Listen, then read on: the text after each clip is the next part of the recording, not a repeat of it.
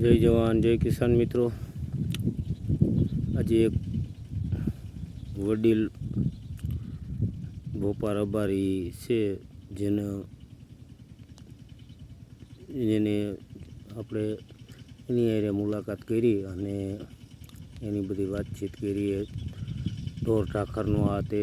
પછી એની ઉંમર પૂછી તો એ ઉંમર એની કીધી બોલશે.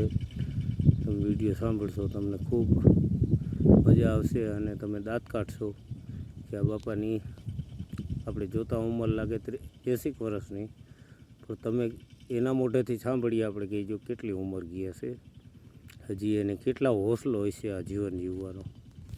મિત્રો શેર કરજો, સબસ્ક્રાઈબ કરજો. જય જવાન જય કિસાન મિત્રો, આપનો સાથ સહકારથી ખૂબ જાણવા જેવી વસ્તુનો આપણે શેર કરેલી છે અને આપણે ક્વોલિફાય થવાની હવે તૈયારીઓમાં છે યુટ્યુબ ચેનલમાં. તો હવે જાજો સમય નહીં લાગે, 5-7 દિવસમાં લગભગ ક્વોલિફાય થઈ જાય છે. તો મિત્રો ખૂબ ખૂબ બધાનો આભાર. બોપા બરાબર.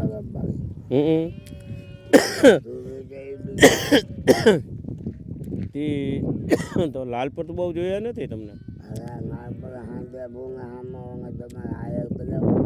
એમ? કેટલોક માલ છે? માલ કેટલોક છે? 200-250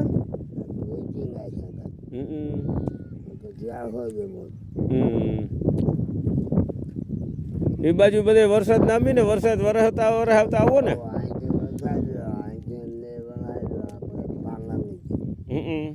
ત્યાંથી જ ચાલુ છે.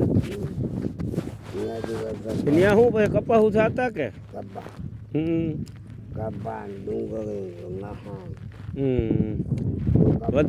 વધારે ગાડર જ લાગે.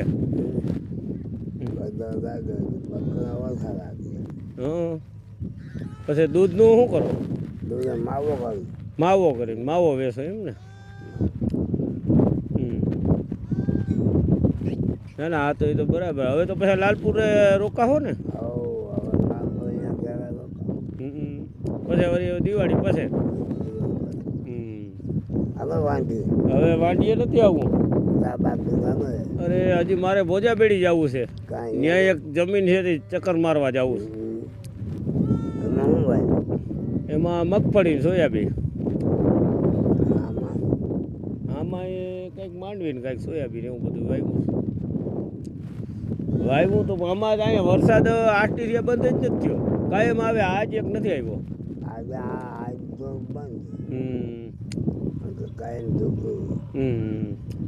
કેટલી ઉંમર થઈ તમારી?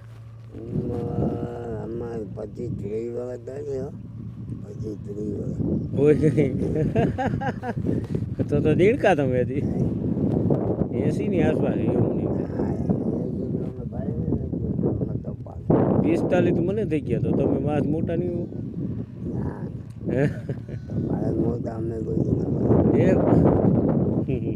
25-30 વર્ષ થયા કા? રામસિંહભાઈ ઓળખો? લાલપુર મુઈસુ વાળો રામસિંહભાઈ રહ્યા ને, મારા મોટા બાપાના દીકરા.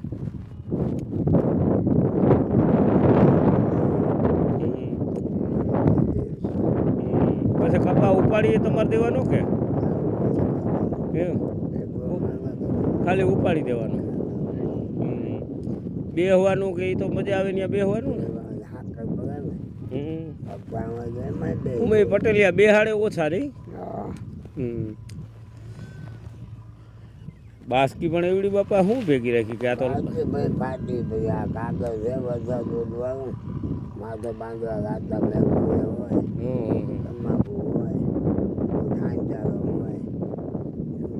હવે વગડામાં મજા આવતી છે, વરસાદ થઈ ગયો હા.